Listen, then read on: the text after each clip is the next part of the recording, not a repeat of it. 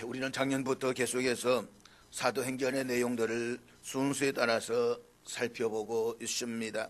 그런데 우리가 사도행전의 내용들을 살펴보는 것은 단순히 바울의 여행 일지를 읽기 위함에 있는 것이 아닙니다. 우리는 그때 데오빌로의 시대와 지금 우리 시대의 교회를 향하여 무언가를 말하고 행동하도록 촉구하고 있는 하나님의 말씀을 듣고 있습니다.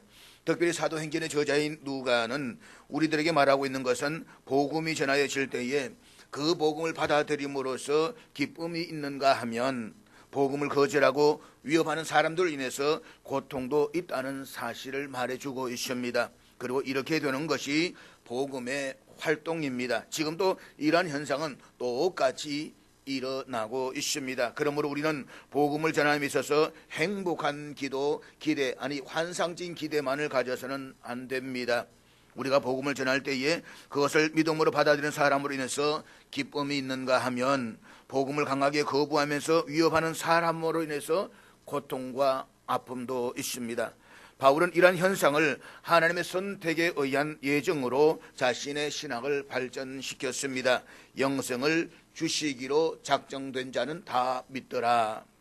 사실 그렇습니다. 똑같은 장소에서 똑같은 말씀을 전하는데도 불구하고 어떤 사람은 기쁨으로 충만해서 복음을 받아들이는가 하면 어떤 사람은 그 심령이 더 완악해져서 거부하고 대적합니다. 이것은 하나님께서 영생을 주시기로 작정된 자와 그렇지 못한 자에 대한 차이라고 밖에 설명할 길이 없는 것입니다.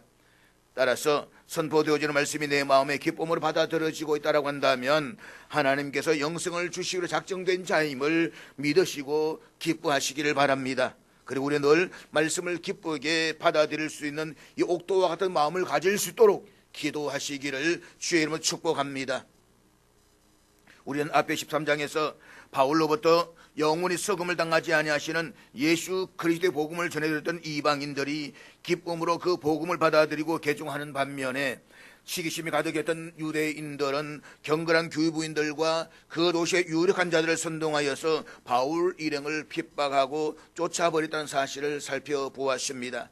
그런데 바울의 일행들이 그곳에서 거짓말을 하거나 사기를 치거나 나쁜 짓을 하다가 핍박을 받고 쫓겨난 것이 아니었습니다. 그들은 영원히 썩음을 당하지 아니하시는 예수 그리스도 복음을 전하다가 핍박을 받아야 했고 그곳에서 쫓겨나왔습니다. 그렇다고 해서 바울의 일행이 좌절하거나 낙심한 것은 아닙니다. 그들은 예수의 명령에 순종하여서 그들을 향해 발에 티끌을 털어버리고 이고니온으로 갔습니다. 우리가 이 사실을 깨닫게 되는 것은 복음은 어떤 순간에도 어떤 상황 속에서도 절대로 멈추지 않는다는 것입니다. 엄청난 고난과 핍박이 있다고 하여도 복음은 계속해서 전진하고 확장되어져 갑니다. 그래서 복음은 지난 2000년 동안 한 곳에 머무르는 일이 없었습니다. 복음은 예루살렘에서 사마리아로 그리고 소아시아를 거쳐 유럽으로 퍼져나갔습니다.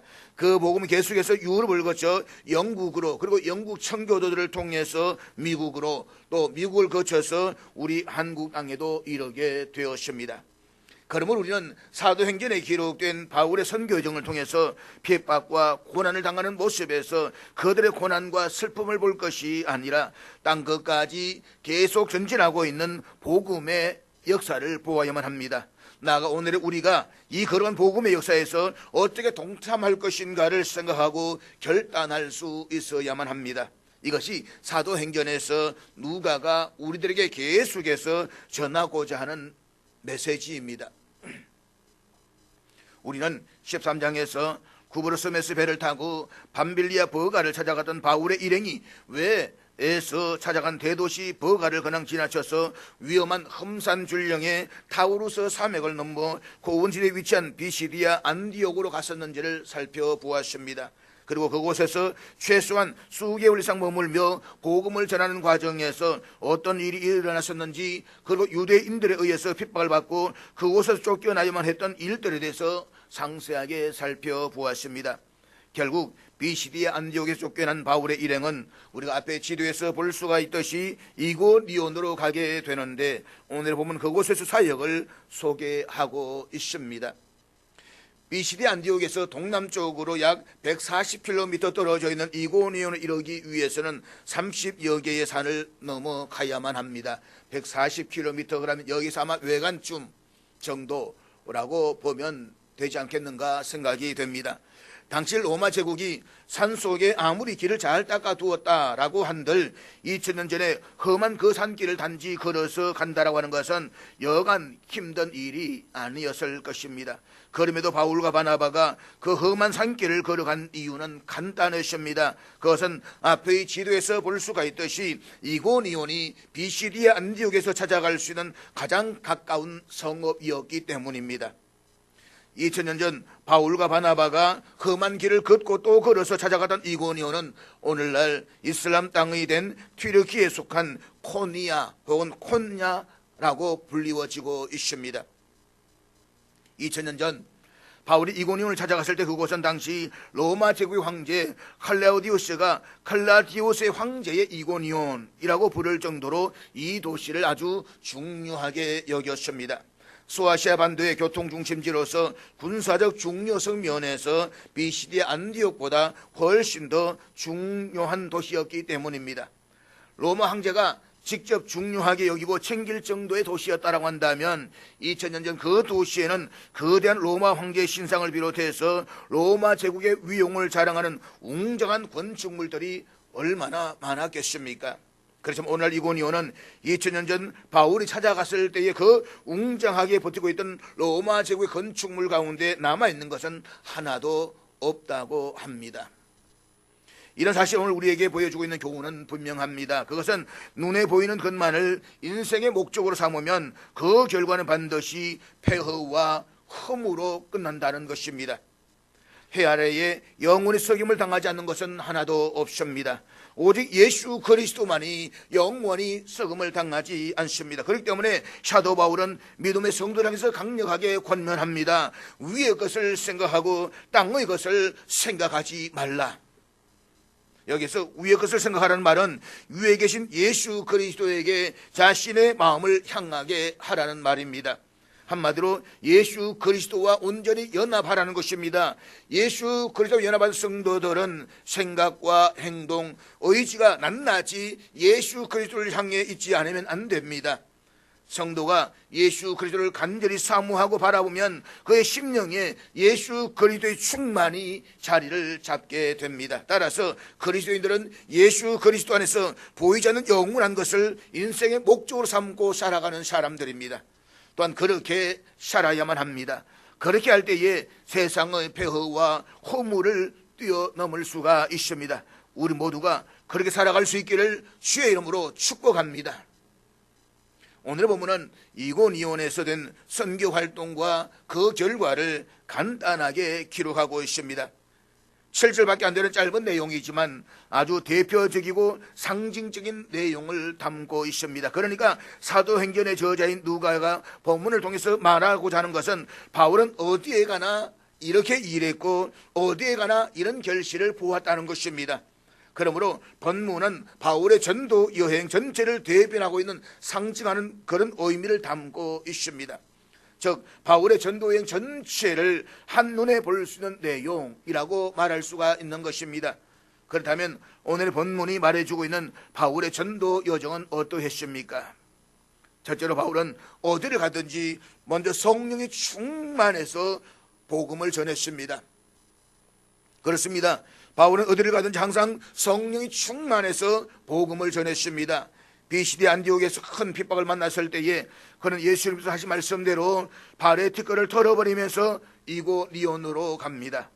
그리고 제자들은 기쁨과 성령이 충만하니라 라고 했습니다. 이것은 비시디 안디옥의 제자들만이 기쁨과 성령이 충만했다라는 말이 아닙니다. 비시디 안디옥의 제자들도 그러했고 바울과 바나바도 그러했습니다. 그들은 핍박을 받아 쫓겨난다라고 해서 비관하거나 아니면 슬퍼하지 않았습니다.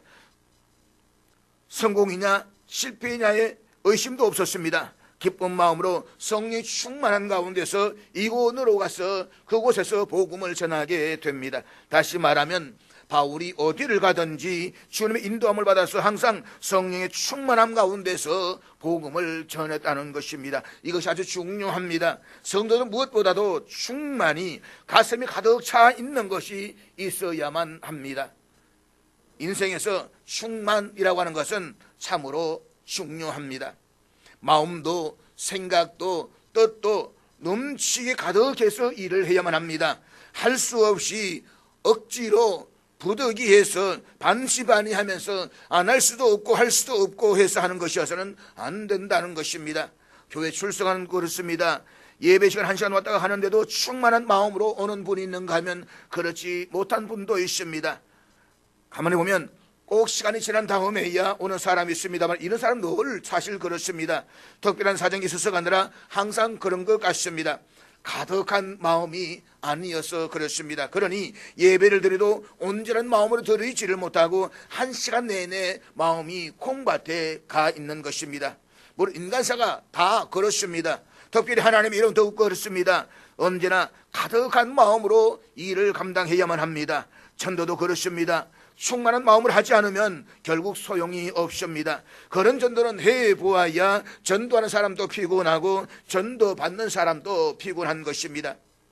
바울은 선교 여행을 하면서 수많은 핍박과 위협과 어려움을 당하면서도 언제나 성령이 충만하여서 기쁨으로 온전하게 사명을 감당했습니다. 그러므로 우리도 기쁨과 성령의 충만함으로 주님의 일을 잘 감당할 수 있기를 주의 이름으로 축복합니다. 둘째로 유대인 회당을 찾아가서 하나님의 말씀을 전했습니다. 본문 1절 말씀 우리 다 같이 읽도록 하겠습니다. 이에 이고니온에서 두 사도가 함께 유대인의 회당에 들어가 말하니 유대와 헬라의 허다한 무리가 믿더라. 본문에서 우리말로 함께라고 번역된 헬라어는 좀 뭔가 부족함이 있습니다. 이것을 원어 그대로 직역하면 이전과 마찬가지로 전과 같이 평소와 같이라는 의미가 되는 것입니다. 유대가 바벨론 제국에 의해서 멸망당했을 때에 많은 유대인들이 바벨론의 포로로 잡혀가던가 여러 지역으로 흩어졌습니다. 그리고 오랜 세월이 흐른 후에 AD 70년에 로마 제국의 디도 장군이 로마 군대를 이끌고 예루살렘에 쳐들어왔을 때에 많은 유대인들이 세계 여러 곳으로 흩어졌습니다. 그 결과 지중해를 중심으로 웬만한 곳에는 유대인들이 살고 있었습니다. 그리고 최소한 10명의 유대인 성인 남자들이 있는 곳이라면 어디든지 유대인 회당이 세워져 있었습니다. 그러니까 어디를 가든지 유대인들이 있었고 유대인들의 회당이 있었다는 것입니다. 누가는 본문에서 함께라는 단어를 사용함으로써 바울이 어느 곳을 찾아가든지 언제나 이러한 방식으로 복음을 전했다라고 하는 것을 우리에게 이야기하고 있습니다. 어느 마을에 가든지 유대인 회당에 들어가서 전도하는 것은 바울의 아주 중요한 습관이요 관행입니다. 바울은 어디에 가나 그렇게 했습니다. 그래서 하는 말입니다. 이전과 마찬가지로 우리 갱상도 발음들 한다면 아까멘키로 늘 그랬다는 것입니다. 이번에만 그렇게 한 것이 아니라 어느 마을에 가든지 유대인 회당에 들어가서 유대인들에게 먼저 복음을 전했다는 것입니다. 이것은 바울의 민족에 대한 사랑이기도 합니다. 그는 자기 민족이 그리스도에게로 돌아오지 않는 것을 두고 늘 고민해오며 마음 아파했던 사람입니다. 그는 로마서 9장에서 내게 큰 근심이 있는 것과 마음에 거치지 않는 고통이 있는 것을 내 양심이 성령 안에서 나로 더불어 증거하노니 나의 형제 곧 골육의 친척을 위하여 내 자신이 저주를 받아 그리스도에게서 끊어질지라도 원하는 바로다 라고 토로했습니다. 그러니까 내가 그리스도에게 버림을 당한다라고 할지라도 내 친족, 내 골육, 내 민족이 주를 믿을 수만 있다라고 한다면 원이 없겠다 이 말인 것입니다. 그는 그렇게 민족의 복음화를 기도했습니다. 동족들이 주께로 돌아오기를 사모했습니다. 자기 민족이 먼저 하나님 앞에 나오기를 간절히 바라는 그 마음이 바울에게 있었다는 것입니다. 그래서 언제나 유대인 회당이라고 하는 장소를 이용하려고 했던 것입니다. 뿐만 아니라 유대인들은 구약 성경을 알고 있습니다. 그렇기 때문에 바울은 성경의 모든 기초 원리들을 반복할 필요가 없었습니다. 저 구약 성경을 아는 사람들에게 먼저 복음을 전하는 것이 훨씬 쉽고도 타당한 일이었기 때문에 그렇게 했던 것입니다. 게다가 언어적으로 문화적으로 공통점이 있었기 때문에 일단은 먼저 열린 문이요 더 쉬운 길이었기 때문입니다. 그리고 회당에는 이미 사람들이 모여 있습니다. 사람들이 모이는 곳에 가서 복음을 전해야지 한 사람씩 한 사람 찾아가는 것은 참으로 어려운 일입니다. 어디든지 시장이든지 아레바와 같은 공회당이든지 사람들이 모이는 곳이 바람직한 장소였다는 것입니다. 특별히 이 회당은 일주일에 한 번씩 안식일마다 사람들이 모입니다. 이렇게 모여있는 곳에 가서 복음을 전하는 것이 가장 효과적인 일이었을 것이라고 생각이 됩니다. 그래서 그는 언제나 이전과 마찬가지로 비시디 안디옥에서 안식일에 유대 회당에 들어가서 복음을 전해줬던 것 같은 그 방법으로 이곳 이고니온에서도 안식일에 유대인의 회당에 들어가서 복음을 전했던 것입니다. 셋째로 어디든지 복음에 대한 수용과 거부가 있었습니다. 보면 1절 하반절에 보면 유대와 헬라의 허다한 무리가 믿더라 라고 했습니다. 전도를 했는데 듣는 자들이 많이 믿었습니다. 성공적인 전도였습니다. 그런데 바울은 어디를 가나 전도에는 성공하는데 상황에는 실패하기 일쑤였습니다. 이고니온의 유대인과 헬라의 허다한 무리가 하나님의 말씀을 믿었지만 그러나 모든 유대인과 헬라인들이 다 믿었던 것은 아니었습니다. 유대인들 가운데 하나님의 말씀을 거부하는 유대인들이 있었습니다. 그런데 유대인들은 자신들이 하나님의 말씀을 거부하는 것으로만 만족하지 않았습니다. 그들은 자신들보다 훨씬 수가 많은 이방인들을 선동하여서 복음을 전하는 바울을 방해했습니다. 본문 2절 말씀인데 우리 한번 같이 보도록 하겠습니다. 그러나 순종하지 않은 유대인들이 이방인들의 마음을 선동하여 형제들에게 악감을 품게 하거늘 일부는 믿고 일부는 안 믿는데 안 믿는 사람들은 앞서 비시디 안디옥에서도 살펴본 바와 같이 이곳에서도 시기와 질투로 인해서 바울의 전도 사역을 방해합니다. 받아들이기 싫다면 차라리 외면이나 하면 얼마나 좋겠습니까? 그런데 유대인들은 적극적으로 박해를 했습니다.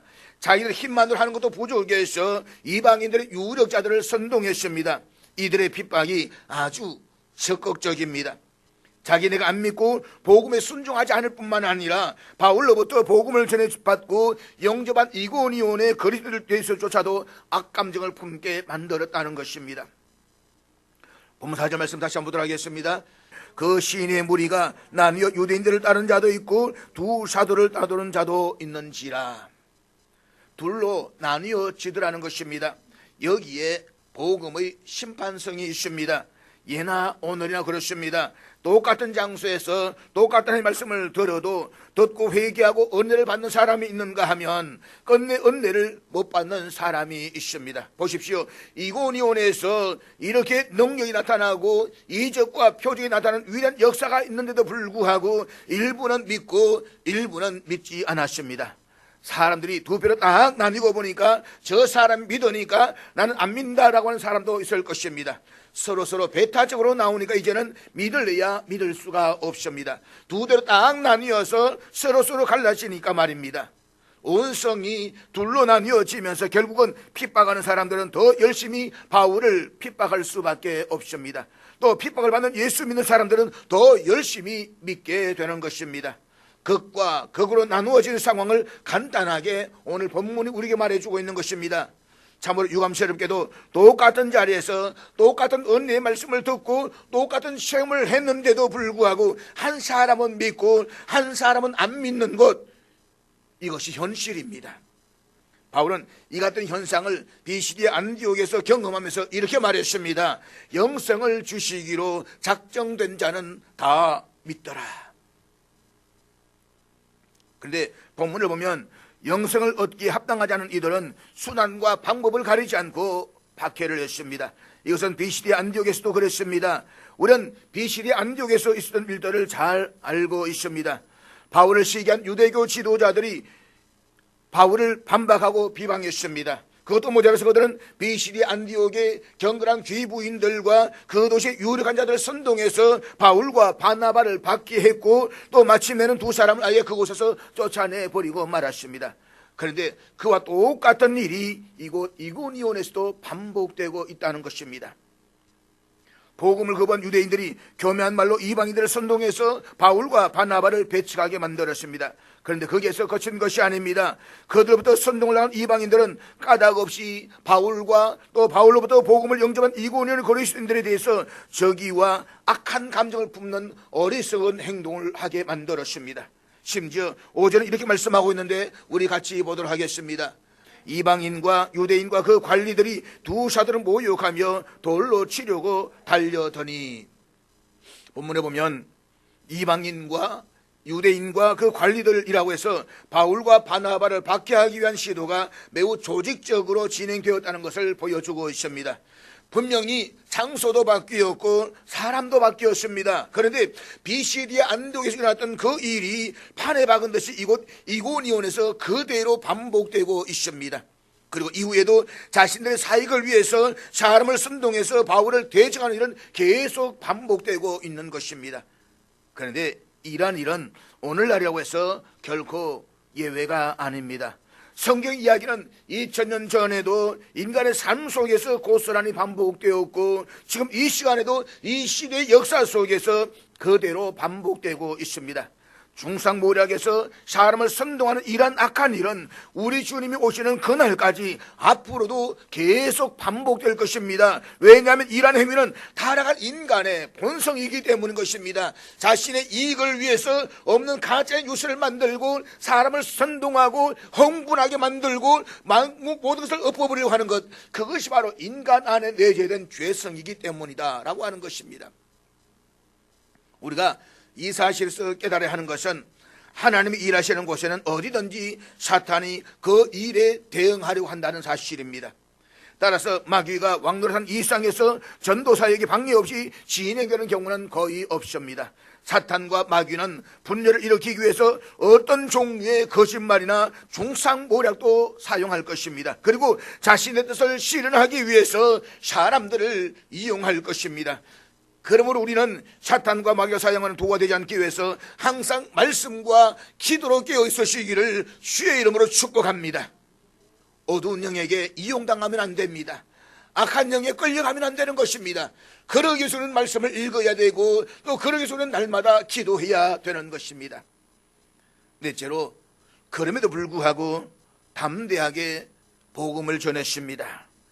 바울은 그렇게도 핍박을 받고 그렇게도 매를 맞고 고생을 하면서도 유대인들의 회당에 또다시 들어가서 복음을 전했습니다. 이것이 바로 바울의 전도 방법이요 열이었습니다. 지긋지긋합니다. 그렇게 하면 웬만하면 치가 떨려서 가지 않을 텐데 그는 가는 곳마다 그곳에 가서 또 복음을 전했습니다. 순종하지 않는 사람들이 핍박을 하고 선동을 해서 많은 사람들 하여금 악감을 가지게 하는데도 바울은 결코 굴복하지 않았습니다. 오히려 더 담대히 하나님의 말씀을 전했습니다. 이것이 바로 바울의 매력입니다. 핍박이 있으니 그 핍박에서 절대로 나약해지는 법이 없었습니다. 그것이 바울의 전도 여행에 전반적으로 흐르고 있는 맥락입니다. 언제나 그렇습니다. 핍박은 있습니다. 그러나 핍박 때문에 중단하는 일은 없습니다. 비록 그곳에서 쫓겨나는 일은 있어도 복음을 중단하는 일은 없습니다. 그렇습니다. 아무리 핍박이 있어도 그 핍박 때문에 하나님의 사업이 무너지는 법은 없어야만 합니다. 또 중단해서도 안 되는 것입니다. 본문 3절 말씀 다시 한번 보도록 하겠습니다. 두 사도가 오래 있어 주를 힘입어 담대히 말하니 주께서 그들의 손으로 표적과 기사를 행하게 하여 주사 자기 은혜의 말씀을 정언하시니, 유대인들이 이방인들과 관료들을 선동해서 문제를 일으키기 시작할 때에 바울과 바나바는 도망가지 않았습니다. 오히려 성경은 이렇게 말씀하고 있습니다.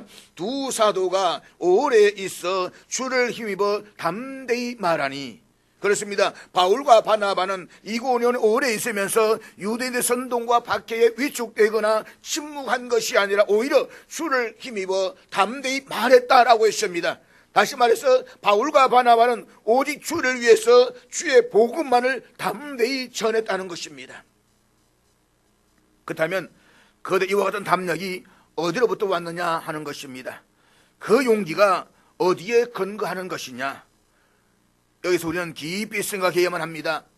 만일 사도 바울이 핍박을 당하면서 도대체 저 사람이 왜 그럴까, 왜 박해야 할까, 왜 안 믿을까, 자꾸 그런 식으로 생각해서 자기를 박해하고 모해하고 억울하게 만드는 사람들 생각이 시작했다라고 한다면 아마 바울도 용기를 잃어버리고 말았을 것입니다. 그렇지만 그는 주를 힘입어 자기를 뽑아간 자들을 본 것이 아니라 주님을 바라보았습니다. 우리는 이 사실을 깊이 생각해야만 합니다. 우리가 잘 아는 대로 서대반에 순교할 때도 그러했습니다. 같은 헬라파 유대인들이 돌을 들어서 자신을 칩니다. 서대반 향해서 돈을 던지는 그 사람 가운데서는 한때 친구였던 사람들도 있습니다. 이것을 생각하면 낙심할 수밖에 없습니다. 그렇지만 서대반은 그 순간 하늘을 우러러 보았습니다. 누가 나를 때리는지 상관하지 않았습니다. 그는 하늘을 쳐다보았습니다. 사랑하는 여러분, 우리가 어떠한 고난을 당하든지 그 사건 자체에 몰두해 들어가기 시작하면 시험에 빠지기가 쉽습니다. 왜 그럴까? 무엇 때문일까? 내가 뭘 잘못했나? 이것저것 생각하기 시작하면 전혀 해답을 얻을 수가 없습니다. 결국은 나약해지고 맙니다. 결국은 쓰러집니다. 그러므로 하늘을 우러러 보십시오. 서대반은 하늘을 우러보았습니다. 주님을 배웠습니다. 그리할 때에 그의 마음은 담대해졌습니다. 그 순간 그의 얼굴은 변했고 그의 마음은 천사와 같아졌습니다. 천사의 마음으로 천사의 얼굴을 하고 순교했습니다. 그렇습니다. 핍박받을 때, 억울하게 매맞고 억울하게 돌에 맞을 때에, 욕을 당할 때에 바로 그 순간엔 특별히 하나님만을 생각해야만 합니다. 위를 바라보아야만 합니다. 땅을 보아서는 안 됩니다. 그래서 주께서 하시는 것을 확인해야만 합니다. 주를 힘입어 담대히 말하는 것, 이것이 바울의 전도 여행에서 계속해서 반복되었던 하나의 삶이었던 것입니다. 바울은 늘 그랬습니다. 신령한 용기는 언제나 하늘로부터 오는 것이요 참 용기는 주님께로부터 오는 것이지 땅에서 오는 것이 아닙니다. 돈이나 지혜나 명예나 신구의 성원에서가 아니요 오직 하나님께로서만 신령한 용기가 온다는 사실을 알아야만 합니다. 그러므로 언제 어디에 따라 항상 주님만을 바라보시기를 주의 이름으로 축복합니다. 저는 오늘 이야기 하나를 하겠습니다. 성경에는 도대체 이고니온에서 무엇 때문에 어떤 형태의 박해가 있었는지에 대해서는 자세하게 기록되어져 있지 않습니다. 객관적으로 유대 사람들이 박해를 했다라고만 되어져 있지 왜 박해했으며 어떤 모양으로 박해를 했는지에 대해서는 기록이 없습니다. 그런데 전해오는 이야기에는 있습니다. 특별히 외경 가운데 바울 행전이라는 책이 있습니다. 거기에 보면 이고니온에서 된 사건들을 이렇게 기록하고 있습니다. 아주 은혜가 되는 내용이어서 이 시간에 한번 들려드리겠습니다. 한번 들어보시기를 바랍니다. 사도 바울이 회당에 가서 전도할 때에 데콜라라고 하는 젊은 여성이 먼저 손을 들고 내가 예수를 믿겠습니다, 그리고 세례를 받겠습니다 라고 하면서 앞으로 나왔다는 것입니다. 이것이 계기가 되어서 많은 사람이 나도 믿겠소 라고 하면서 세례를 받았습니다. 온 성이 이렇게 되니까 유대인들이 질투를 하게 되고 마침에는 관원들을 총동원해서 큰 박해를 가하게 합니다. 그래서 맨 처음에 손을 들고 나왔던 이 여자를 화형에 청하기로 하고 바울과 바나바는 태형을 가했습니다. 많이 때려서 내쫓아버리라. 그래서 바울과 바나바는 매를 맞고 쫓겨나게 되고 데콜라라고 하는 이 여자는 화형을 당하게 됩니다. 장작더미 위에 기둥을 세워놓고 그 기둥에다가 사람을 뒷짐지어서 묶어놓은 다음에 장작더미에 불을 질렀습니다. 불이 활활 타오르기 시작하는데 이 여자가 하늘을 향해서 하나님께 기도를 합니다.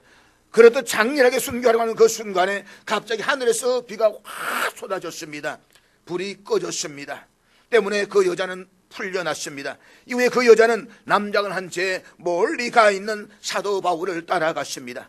그래서 바울을 시중 들고 복음을 전하는 데 대열에 함께 일했다라고 하는 기록입니다. 바울 행전에 기록되어져 있는 내용입니다. 대단히 아름다운 이야기입니다. 그런데 바울이 전도할 때 모습을 이 외경에서는 이렇게 설명하고 있습니다. 아마도 그 여자가 이렇게 고백한 것이 아닌가 라는 생각이 됩니다. 이렇게 기록되어져 있습니다. 그때 바울의 모습은 키가 작고 눈썹이 치켜 올라가서 서로 맞대고 큰 코가 있고 약간 대머리요 건강하게 생기고 인자한 얼굴이었다라고 말합니다. 한번 여러분 생각해 보십시오. 코가 크고 얼굴은 약간 대머리인데다가 눈이 이렇게 올라가 있습니다. 이런 얼굴이 과연 인자한 얼굴일까요? 하나 매서운 얼굴, 굉장히 좀 두려운 얼굴, 차가운 얼굴, 그런 얼굴이 아니겠습니까? 그런데 이 글을 보면 아주 인자한 얼굴이었다라고 말하고 있습니다. 또 그런가 하면 때로는 사람으로 보이고 때로는 천사의 얼굴로 보였다라고도 합니다. 바울의 초상화는 없습니다. 그러나 유일하게도 이것이 바울에 대한 이고니온에서의 인상으로 담겨져 있는 것입니다.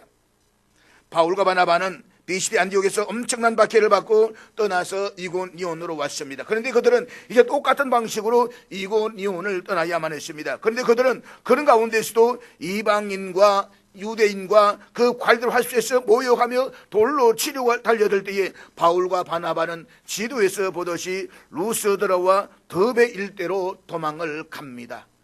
루스드라와 더베는 원래 바울과 바나바가 사전에 목표를 정해 놓았던 그곳이 아닙니다.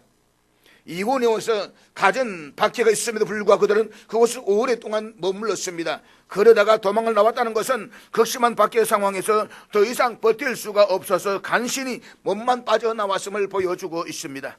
생명이 위협을 받는 상황에서 급히 도망 나와서 보니까 거기가 바로 루스드라요 더베였다라고 하는 것입니다. 실망할 만합니다.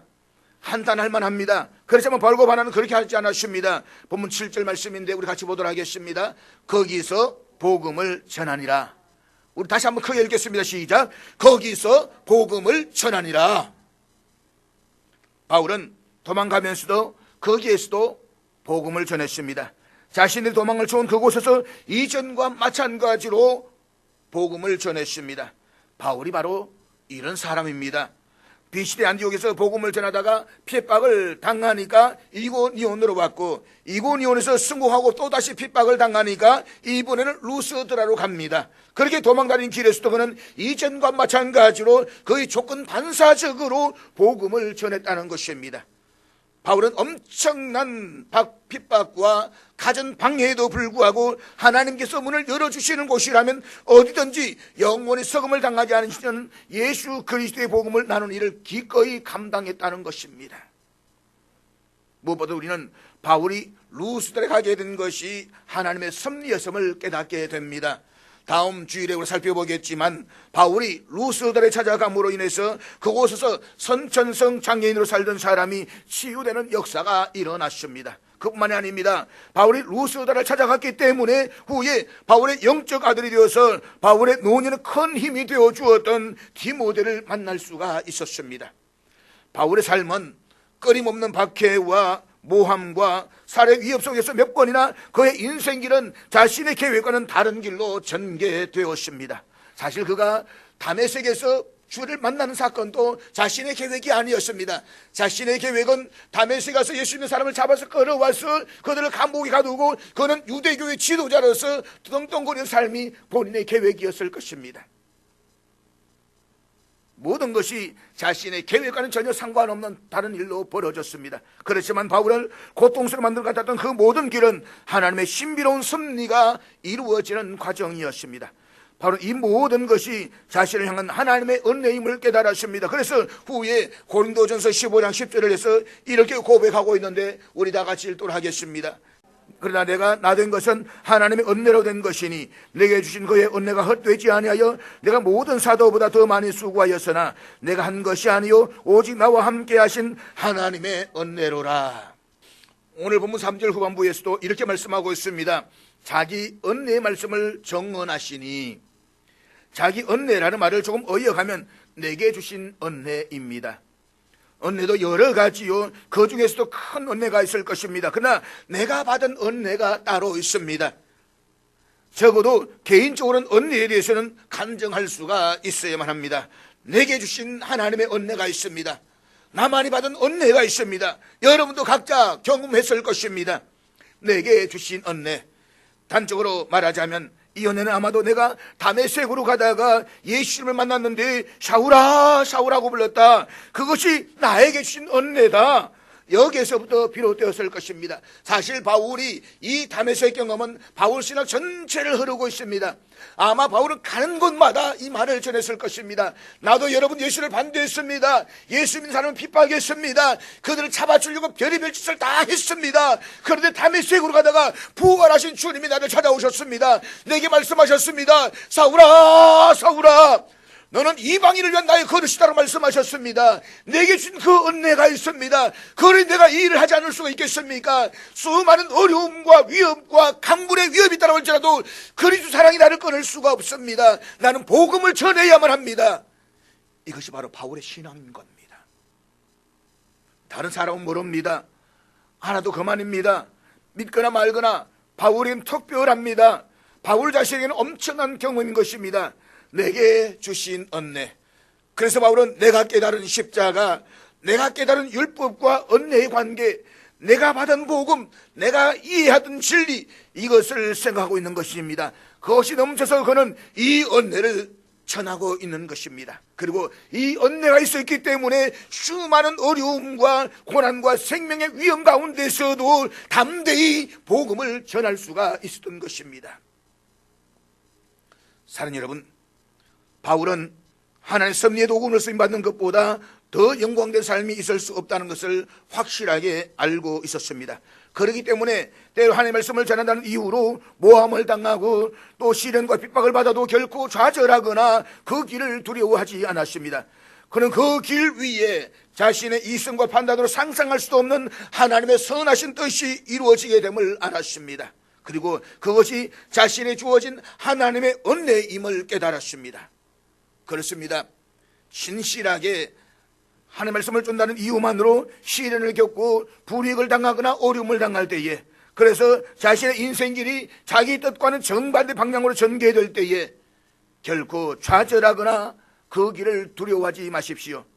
그 길 위에 자신을 담대하게 한번 던져보십시오.